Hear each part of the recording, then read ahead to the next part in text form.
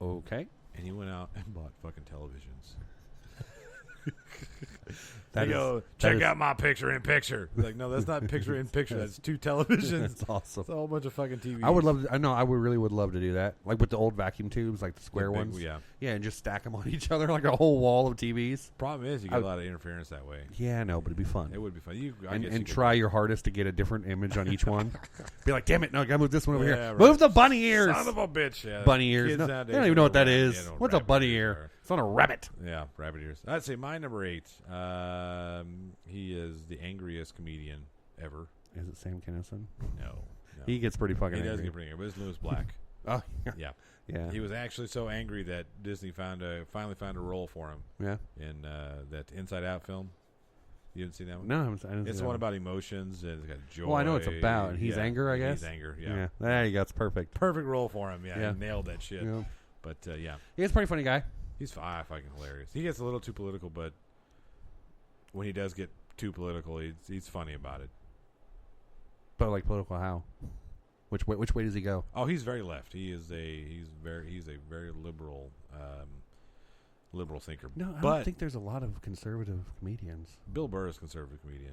Yeah, but I just said there's not a lot. That's what I just said. Yeah, there are a few out there that are pretty conservative. Yeah. Bill Burr, Dave Chappelle, believe it or not, Dave Chappelle is actually probably I know a lot more conservative. I know he is. Bill Burr was actually in Zombievers. Have you seen that movie? No, it's on Netflix. Check it out. You trust me, it's better than the one you told me to watch. The toilet one. How could it be? Trust me. Yeah. Okay, what's it called? Zombievers. Zombievers. It's about zombie beavers. Yeah, check it out. Fucking kidding me. Check it out. Yeah. I'm about to go watch a movie called Zombie Beavers. Fucking hell. All right, number 7. Okay, my number 7. I don't know if you know this guy. This fucking guy cracks me up. All right, so I'm just gonna you won't know it by me saying it, so I'm just gonna tell you what one of the things this guy says. I even find myself doing this now. I actually went out on Mother's Day. I went to a buffet, and not a buffet. Went to a French all you can eat. Yeah. And then a buffet. And then, or as they say in France, buffet. I went to a buffet, and the lady asked me, all right, like, we want to drink, and I was like, Coke, and she's like, Pepsi, okay? So this guy, he's like, it's 2017. Can we please have Coke and Pepsi in the same building? He's like, what's going on with this? It's like you walk up to me, you're like, hey, what do you want to drink? I want to drink Coke. Pepsi, okay? I don't know. Is Monopoly money okay?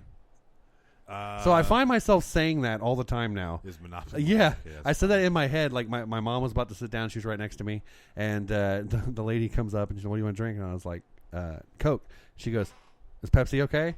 And I was like, "Sure." But then under my breath to my mom, I was like, "I don't know. Is Monopoly money okay?" Money okay? And my mom was like, "What is that from?" Started laughing and shit. But no, this once again, it's all about this guy's the way that he conducts himself. And his name is John Caparulo. Yeah, I'm not familiar. He's fucking hilarious. Once again, he's on Netflix. Go check him out. I'll check him out. But sure. he's one of the guys that laughs at his own jokes, which usually I don't like. But the way he does it, it makes it funnier. Speaking of which, and he did. I'm sorry. Go ahead. No, go ahead. What? Have you seen that? Who's the guy you're talking about? What does he look like? Who? John Caparulo? Yeah. I will Google him. Google him. He also got hit by a glass on some lady threw a glass of water at him, like the whole glass. Wow. Last week, I think, because he got out of the comedy routine for like 8 years or so, because he had a child, and so he just now started back last year, and he did a Trump joke that somebody didn't like. Oh, and fuck off, people! Threw the glass at him.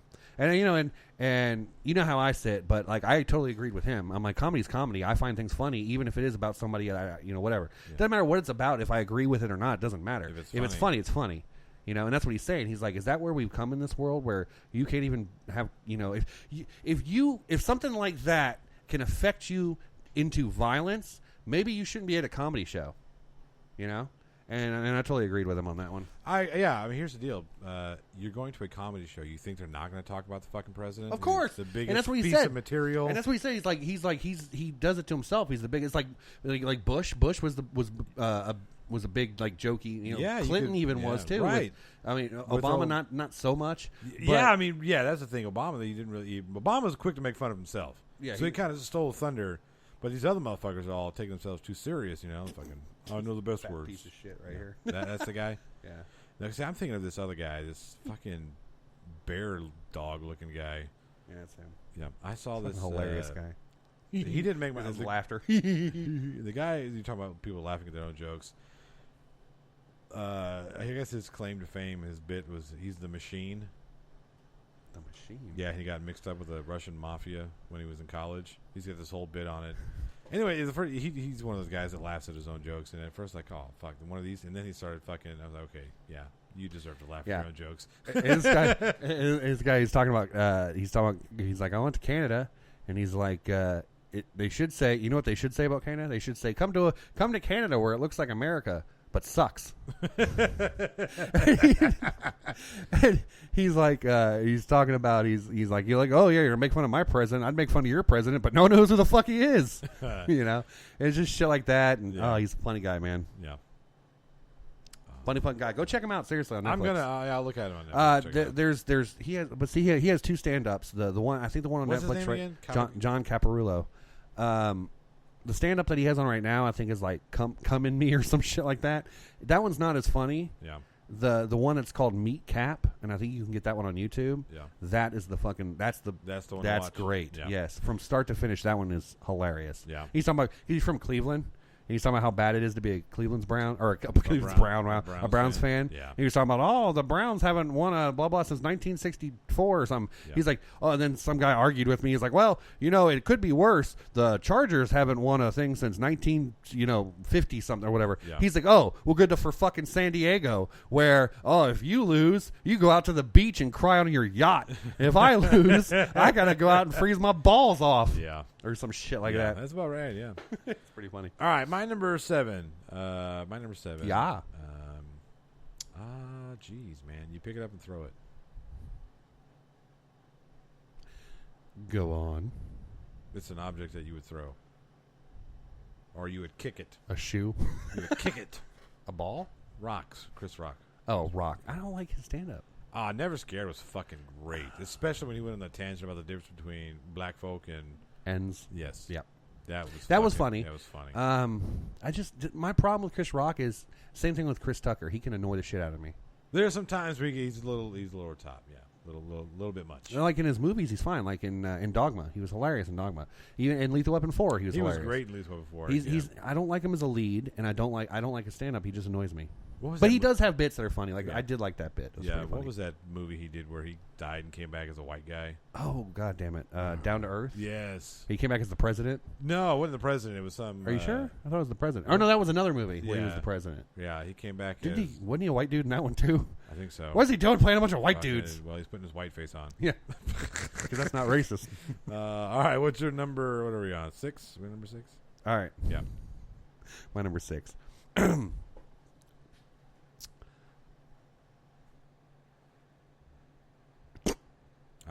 No, I have to start every one of them with dead air. Did you not notice that? Yeah.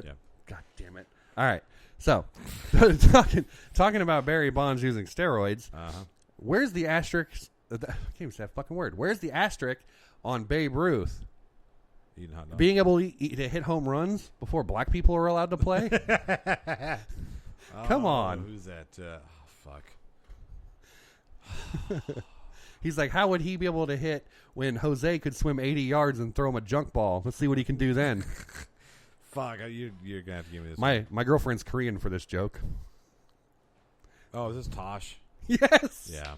Daniel Tosh. He's fucking hilarious, man.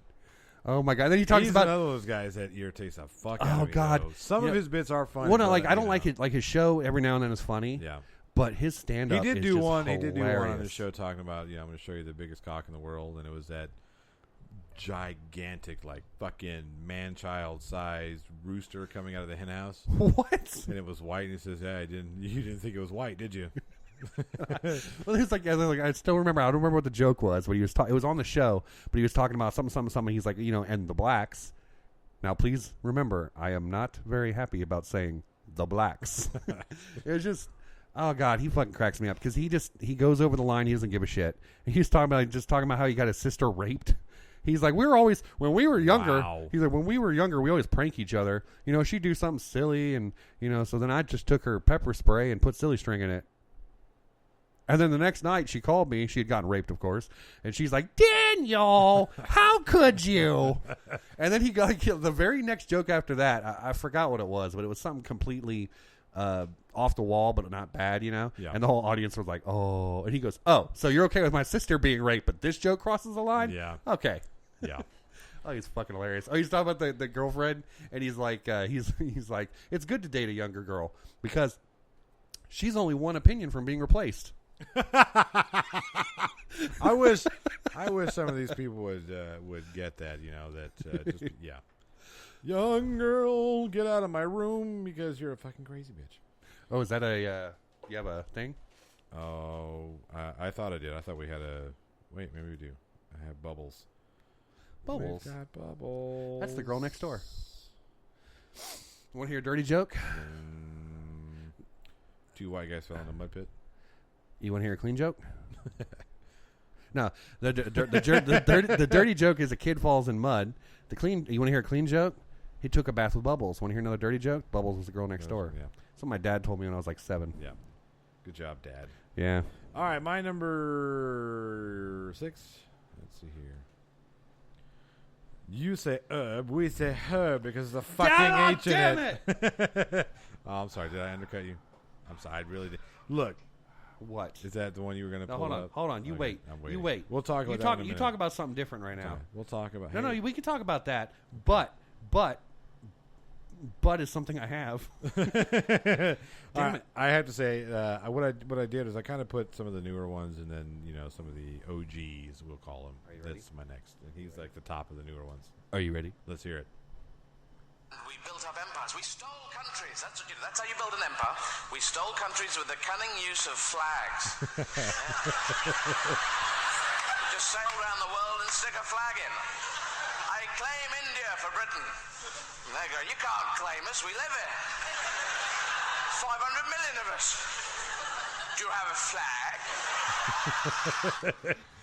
Yeah, that Dress to Kill was... Probably, I remember... Probably one of the best stand-up routines one of the best ever. ever. I remember when I watched that... Geez, that came out, what, 94? Like 97, I think. 97 was it? Yeah, I was going to say, I was, maybe even 99, actually. I think it was high school, so it would have been 99. Yeah. Because I was in high school when it came out. Really? Yeah. I thought I was in high school when it came out. No, probably not. It's either 97 or 99. It doesn't matter. Anyway. Late 90s. When it first came out, Yep. It's kind of funny because that was an HBO special. Yep. And, we were the family that... My dad has HBO. Woo, we spent the extra $10.